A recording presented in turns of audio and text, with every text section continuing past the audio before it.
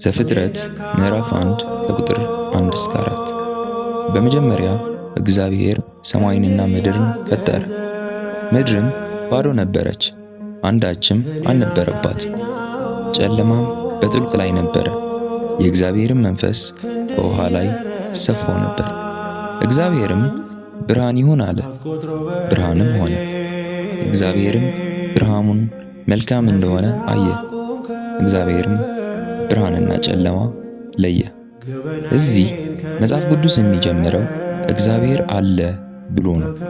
ምክንያቱም እግዚአብሔር ከፍጥረት በፊት የነበረው ነው። ጊዜም ሆነ ቦታ የተፈጠረው ከፍጥረት ጋር ነው። ቅዱስ ባሲል እንዲህ ይላሉ፣ መጀመሪያ ማለት እግዚአብሔር የጀመረበት ጊዜ ሳይሆን ፍጥረት የጀመረበት ጊዜ ነው። እግዚአብሔር ከጊዜ በፊት ነው። ስለዚህ እግዚአብሔርን ማን ፈጠረው የሚለው ጥያቄ ራሱ የተሳሳተ ነው። ምክንያቱም ፍጥረትን ለሚመለከት ሕግ ፈጣሪውን መለካት አይችልም። በዘፍጥረት ቁጥር 2 ላይ ባዶና ባድማ ሲል አንዳንዶች እግዚአብሔር ያልተሟላ ነገር ፈጠረ ይመስላቸዋል፣ ግን አይደለም። እዚህ ሙሴ እግዚአብሔርን ፍጥረትን እንዴት በደረጃ እንደሰራ እያሳየ ነው። እዛው የእግዚአብሔር መንፈስ በውሃ ላይ ሰፎ ነበር ይላል። ይህ በኦርቶዶክስ ትርጓሜ በጣም አስፈላጊ ነው። መንፈስ ቅዱስ ከፍጥረት በፊት እንዳለ ያሳያል። በዘፍጥረት ቁጥር 3 እግዚአብሔርም ብርሃን ይሁን አለ፣ ብርሃንም ሆነ ይላል። ታላቁ ጥያቄ ሊነሳ የሚችለው ፀሐይ ገና በአራተኛው ቀን ነበር የተፈጠረው። ታዲያ ይህ ብርሃን ምንድን ነው?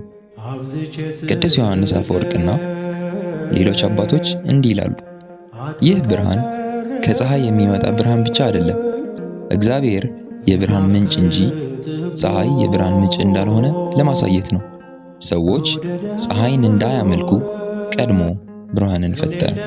በዘፍጥረት ቁጥር 4 እግዚአብሔርም ብርሃኑ መልካም እንደሆነ አየ፣ ብርሃኑም ከጨለማው ለየ።